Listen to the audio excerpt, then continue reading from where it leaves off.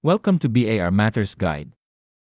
Ang videong ito ay tungkol sa requirements kung paano mo ma-claim ang expenses as deduction sa inyong gross income para ma-compute ang inyong income tax.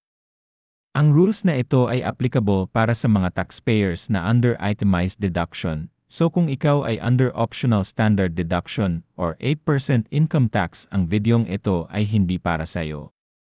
Ang rules na ito ay tinatawag na requisites for deductibility, meaning sa 6 na rules na ito, pag may isa lang na hindi mo makomply, pwede na madisalo ang expense na cliniclaim mo sa inyong income statement or income tax return. So, ang unang rule ay, the expense must be ordinary and necessary. Bali kung ang business mo ay internet shop, ang expense na internet expense ay ordinary and necessary sa business mo.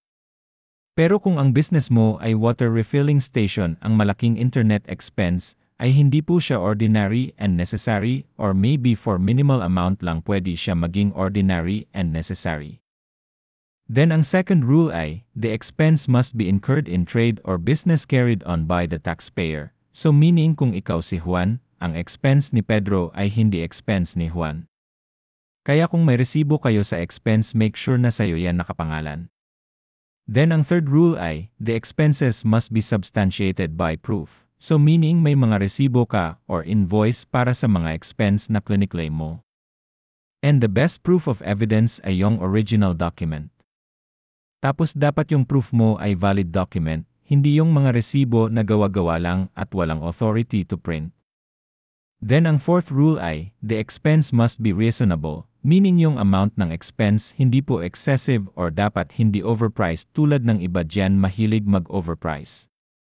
Then ang fifth rule ay, the expense must be paid or incurred during the taxable year. Meaning ang resibo sa expense noong 2020 ay hindi mo pwede claim as deduction ngayong 2025.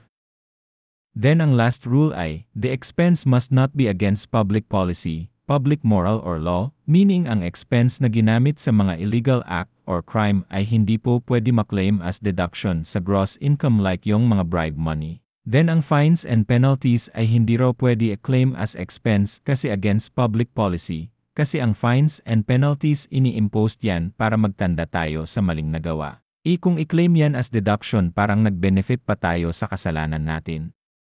So kung nasusunod mo ang mga rules na ito, hindi ka dapat matatakot kung ma-audit ka ng BIR, pero kung non-compliant po kayo, bahala na si Batman. So, that's it for this video. Don't forget to like and share this video, and subscribe to this channel. Thank you.